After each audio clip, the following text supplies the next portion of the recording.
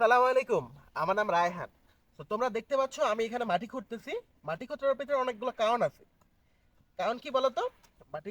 করতেছি হচ্ছে আমরা একটা কলম কাটা গাছ কাটছিলাম কিছুদিন আগে, বুঝছো, লেবু গাছ। এখন আমরা এখানে সুন্দর করে এই লেবু গাছটা লাগানোর চেষ্টা করবো। ওকে, তো দেখো, আমরা কলম একটু গভীর করে গর্তটা করতে হবে, বুঝছো। আর দেখো, বলো তো গাছ কি? গাছ হচ্ছে আমাদের যে দূষণগুলো হয় না, এই দূষণগুলো ফিল্টার করে ফেলো, বুঝছো, ন্যাচারাল ফিল্টার। তো দেখো, বাংলাদেশের ঢাকা সিটি এটাকে অনেক বেশি দূষিত না? এখন আবার আমাদের দেশে গাছও নাই, বুঝছো। তো এই যে এই দূষণগুলা যদি তুমি ফিল্টার করতে চাও, তো এটা হচ্ছে কি, গাছ হচ্ছে খুবই গুরুত্বপূর্ণ একটা অ্যাসেট বা সম্পদ, বুঝছো। তো আমরা যদি বেশি করে গাছ না লাগাই, তখন দেখবো যে কিছুদিনের ভিতরে আমাদের এই যে শ্বাসকষ্টের রোগ, বিভিন্ন ধরনের প্রবলেম হয়, বুঝছো, অনেক ধরনের রোগ হইতে পারে। তো এই রোগগুলা থেকে যদি আমরা বাঁচতে চাই, তখন কি আমাদের বেশি বেশি করে গাছ লাগাইতে হবে, বুঝছো। তো দেখো, আমরা সুন্দর করে গর্ত করতেছি। আর বাই দ্য ওয়ে, আমরা কিন্তু কেউ প্রফেশনাল কৃষক না, ঠিক আছে। তো আমাদের ভুল ত্রুটি হইলে তোমরা কিন্তু কমেন্টে লিখবা যে ভাইয়া এইটা হইলে ভালো হইতো, এইটা হইলে ভালো হইতো, ঠিক আছে। আমরা কিন্তু কেউই প্রফেশনাল না, বাট আমাদের হবি বা শখ থেকে আমরা এগুলো করি, বুঝছো। আমরা বিশ্বাস করি আস্তে আস্তে আমরা শুধরাই নিতে পারবো, ঠিক আছে।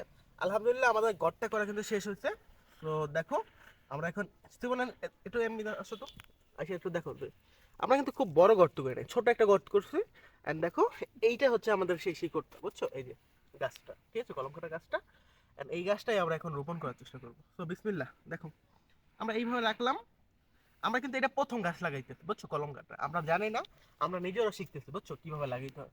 কোনো ভুল ত্রুটি হইলে তোমরা অবশ্যই আমাদের ধরিয়ে দেওয়ার চেষ্টা করবে। তো দেখো, আমরা এখানে এই যে প্রথমে ছোট ছোট গুঁড়ো গুঁড়ো মাটিগুলো দেবো, দেন বড় মাটিগুলো দেওয়ার চেষ্টা করবো, ইনশাল্লাহ।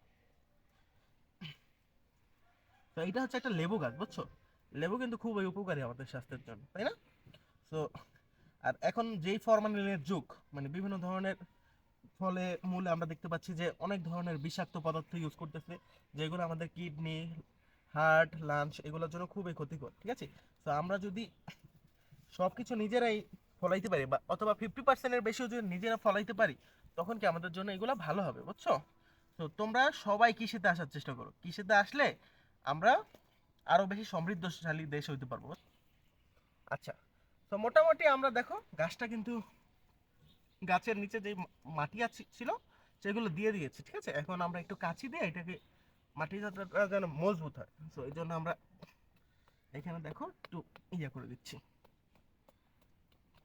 একটু চাপ প্রয়োগ করতেছি, যেন মাটিগুলো পরবর্তীতে না সরে যায়, বুঝছো, অথবা বাতাসে যেন গাছটা না পড়ে যায়।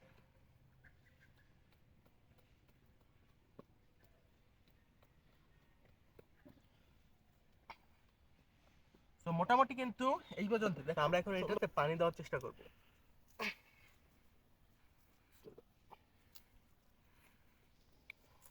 আমরা চেষ্টা করব যে 1 সপ্তাহ বা 2 সপ্তাহ পর্যন্ত কন্টিনিউয়াস পানি দেওয়ার জন্য, ঠিক আছে।